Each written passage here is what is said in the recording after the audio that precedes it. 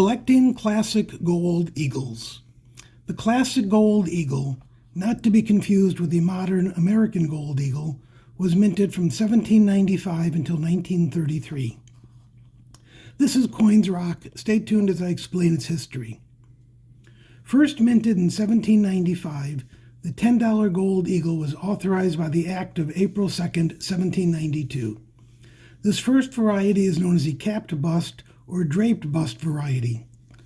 $10 represented a large amount of money in the 1790s, and rather than being used domestically, most were exported to Europe for commerce and then melted. Between low mintages and the fact that so many were melted down, today means that virtually all capped bust eagles sell starting in the 5 figures. Thus, production was halted after 1804. The Act of June 28, 1834, lowered the weight of the eagle, making them unprofitable to export and melt down. Production of the Liberty Head design began in 1838. Now there are 2 varieties of the Liberty Head design. Variety 1 was minted from 1838 until 1866. It is referred to as the no motto variety. In 1866, these were minted only in the San Francisco Mint. Starting in 1866, production began on the Variety 2 at both the San Francisco and Philadelphia mints. This variety had the motto, "In God We Trust," on the reverse, and continued on without any additional changes until 1907. The Liberty Head design had a long 69-year run, and virtually no one tries to assemble a complete date and mint mark set. In the PCGS price guide, such a set in just EF40 runs almost $1.7 million. Most type collectors are content to have one of each variety. From the PCGS price guide, a Type 1 in VF30 lists for $1,525, and an MS60 goes for $5,500. The Type 2 is $1,175 in VF30 and $1,425 in MS60. In 1905, President Teddy Roosevelt commissioned Augustus St. Gaudens to redesign the gold eagle and the gold double eagle. The gold eagle shows the head of liberty with an Indian war bonnet. Instead of a reeded edge, it has 46 stars, 1 for each state, later increased to 48. In 1907, there were 500 pieces struck with a wire rim and periods, and 50 struck with a rounded rim and periods. These are both very rare and valuable. The rest of the 1907 coinage had no periods. The first coin struck in 1907 did not have the motto, "In God We Trust," because Roosevelt objected to the use of God on our coins. An act of Congress added the motto back in 1908. Thus, Variety 1, struck in 1907 and 1908, does not contain the motto.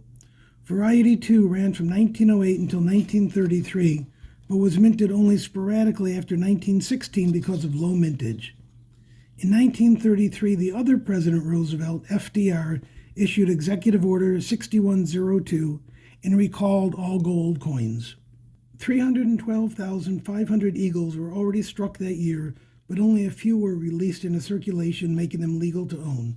It is estimated that only 30 to 40 are known to exist. The reason so few were released is that the Treasury had a large remaining surplus from the 4,463,000 struck in 1932. In the PCGS price guide, prices for a 1933 are well into the 6 figures if you can ever find one.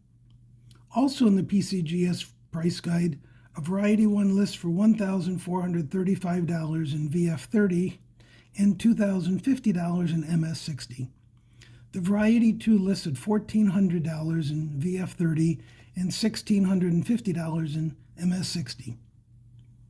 While it's a much shorter series than the Liberty Head, again, virtually no one collects the entire series by date and mint mark. In addition to the 1933 2 other dates, the 1920S and the 1930S are very expensive and difficult to locate. I believe both series offer equal investment opportunities moving forward. Each has the same amount of gold, just shy of half an ounce at 0.48375 ounces, and at current prices, the melt value is around $1,050. If buying raw coins, buy only from a reputable source. APMEX, for example, who I have no affiliation with, recently listed cleaned Liberty heads for $1,100 and cleaned Indians for $1,150. This shows how cleaning a coin can really hurt the value. When buying coins like this, you can expect any future price increase to come strictly from the change in gold prices and nothing from a numismatic premium. For a comparison, a modern half-ounce gold eagle from the U.S. Mint is $1,500. I personally prefer to buy coins certified by PCGS or NGC.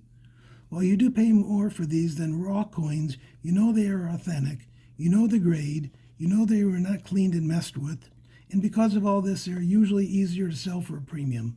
I believe the higher grades and scarcer dates in either series offers greater appreciation potential, but that's just my opinion, not investment advice. Some people prefer the classic Liberty head design, while others prefer the St. Gaudens designed Indian head. Personally, I like them both equally. I think either one makes a nice addition to a collection.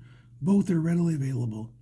If you don't yet own a classic gold eagle, I hope you're inspired to add one to your collection. This is Coins Roc. Thanks for watching. Please subscribe, like, and comment.